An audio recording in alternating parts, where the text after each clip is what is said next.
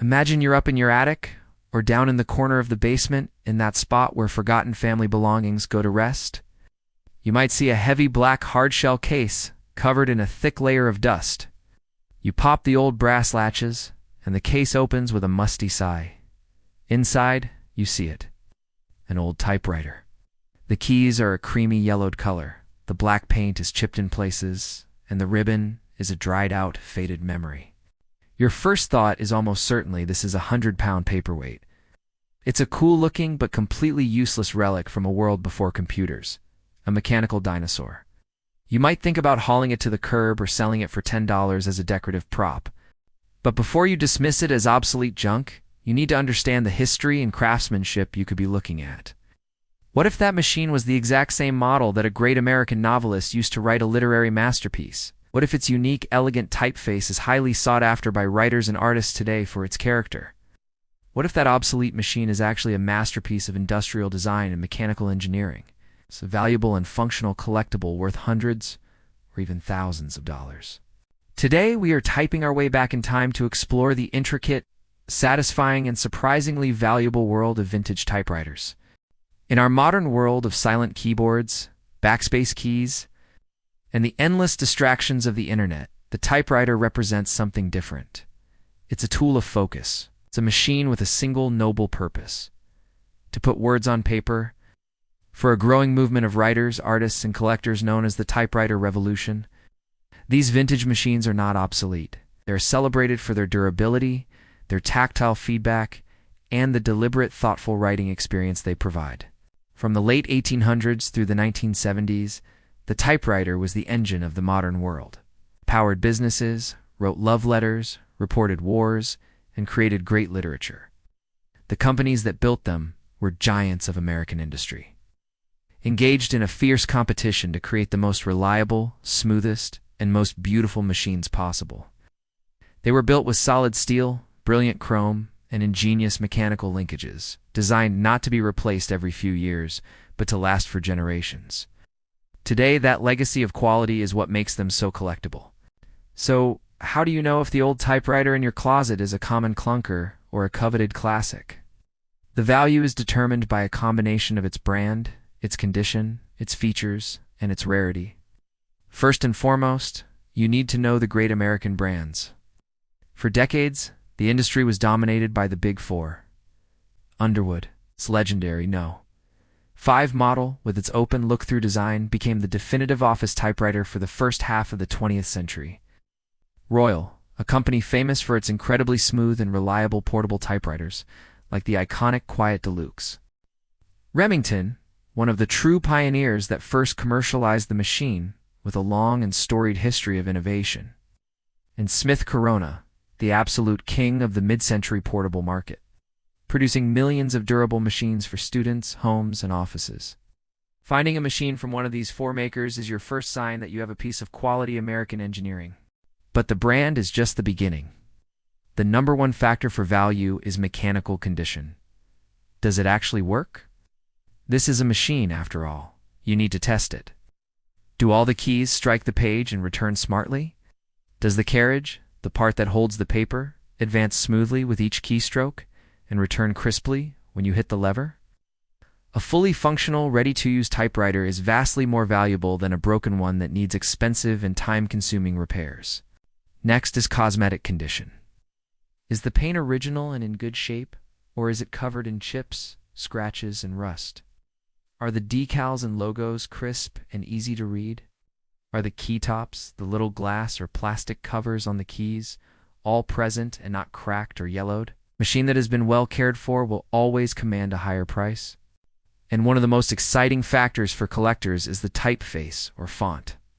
While most typewriters came with a standard blocky font called Pica or a smaller version called Elite, some were factory fitted with rare and beautiful alternative typefaces. You might find a machine with an elegant flowing script or a cursive font, or a formal, architectural font. A rare and desirable typeface can take a common $50 typewriter and turn it into a $500 treasure, because writers and artists will pay a premium for a unique look for their work. Finally, there's the rarity of the model.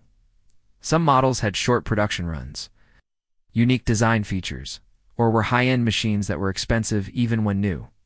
Finding one of these less common models is always a great discovery. Now let's look at some of the Holy Grail typewriters. These are the legendary models that are celebrated for their design, their performance, and their place in history. The first is the undisputed icon, the Underwood No. 5. Introduced in 1900. This was not the first typewriter, but it was the first truly modern, reliable, and universally adopted one. With its black cast-iron frame, exposed type bars, and 4/0 QWERTY keyboard, it set the standard for what a typewriter should be for the next 50 years. Millions were produced, so they are not necessarily rare. However, finding a very early example from the 1900s, one that has been well preserved with its original decals intact, is like finding a Model T Ford in a barn. It is the definitive antique typewriter, a beautiful piece of industrial history. While the Underwood was the king of the office, the king of the portable writing machine for many authors is the Hermes 3000. This is a Swiss-made machine. It was incredibly popular in the United States and is revered by writers for its unparalleled typing experience. Made from the late 1950s onward. The most desirable models are the earlier seafoam green ones with the curvy body style. The Hermes 3000 is famous for its buttery smooth, responsive, and almost silent keystrokes. It feels less like a machine and more like a precision instrument. Finding a clean, working Hermes 3000 from the 1960s is a major score for anyone who loves to write. Another writer's favorite is the Royal Quiet Deluxe. This beautiful, reliable portable was produced in various forms. From the 1930s through the 50s, it was a favorite of authors like Ernest Hemingway. The most iconic models from the late 40s and early 50s are known for their sleek, rounded bodies and glass keytops. While the standard black or gray crinkle paint versions are common, finding one in a rare factory color like red, blue, or green makes it a much more valuable prize for collectors. And no list would be complete without mentioning the icon of modern design, the Olivetti Littre 22 or 32. This is an Italian machine, but it captured the hearts of American writers and designers in the 1950s and 60s. It is so beautiful and so perfectly designed that it is part of the permanent collection at the Museum of Modern Art in New York. It's incredibly lightweight, sleek, and a joy to type on. It was a favorite of author Cormac McCarthy, who used his for over 50 years. A working Lettre 22 is a masterpiece of mid-century modern design. So where do you find these mechanical marvels, and what should you check for before you consider buying or selling one? The best place to find a true undiscovered treasure is where they were forgotten: attics, basements, and closets of old family homes.